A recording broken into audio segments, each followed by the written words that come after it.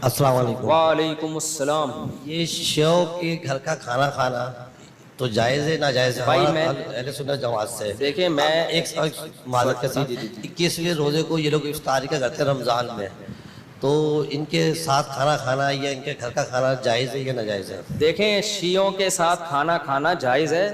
इंसान है, पाकिस्तान में रहते हैं, कोई हर्ज नहीं है। लेकिन बात शियों के खाने की नहीं है, बात है मुहर्रम का खाना या रबीउल अव्वल का खाना। तो चाहे वो सुन्नी हो शिया हो, क्योंकि कुंडे तो सुन्नी भी करते हैं और रबीउल अव्वल के हलवे मांडे तो सुन्नी भी चला रहे हैं।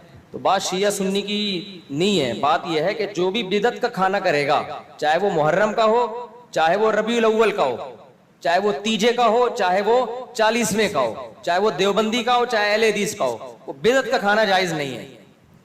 समझते हैं? तो हमें किसी मसलक से कोई बैर नहीं है, हमें यह है कि भाई ये खाना मजहब के नाम पे आप खाना खिला रहे हो, जबकि मजहब से इसका सबूत नहीं है, तो उस खाने में शिरकत से बिदअत की तायीद होती है, इसलिए उससे अवॉइड करना लाजिम है। अहले तशय्यो के घरों में, अच्छा ये लफ्ज अहले तशी हम भी पहले बोलते थे, लफ्ज अहले तशी नहीं है, ये अहले तशय्यो है कि घरों में पकने वाले कुंडे अहले सुन्नत खा सकते हैं।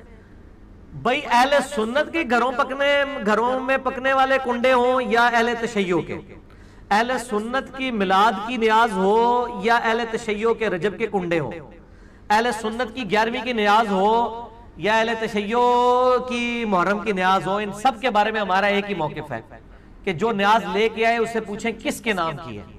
अगर वो कह दे अल्लाह के नाम की है तो वो खाना हलाल है, रिस्क जाया नहीं होगा।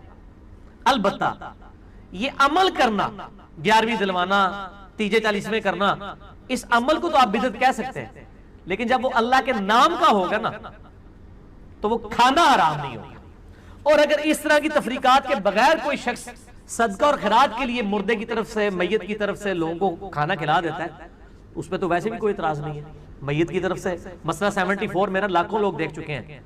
इसाले सवाब लफ्ज दुनिया में बैठ के कहीं लिखा जाए, सबसे पहले हमारा क्लिप खुलता है, 2.25 घंटे का लेक्चर है और कोई 3.5 पौने 4 लाख लोग देख चुके हैं।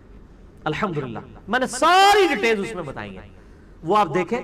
हमारा मौक़िफ़ यह है कि अल्लाह के, अगर वो कहता है ये अल्लाह के नाम का नहीं है,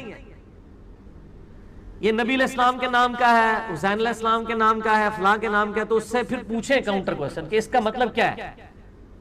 अगर वो कहता है कि नाम अल्लाह के न्याज की है, हम सवाब इमाम हुसैन इस्लाम को पहुंचाना चाहते हैं, तो ये भी खाना हराम नहीं होगा, ये मैयत की तरफ सदका शुमार होगा।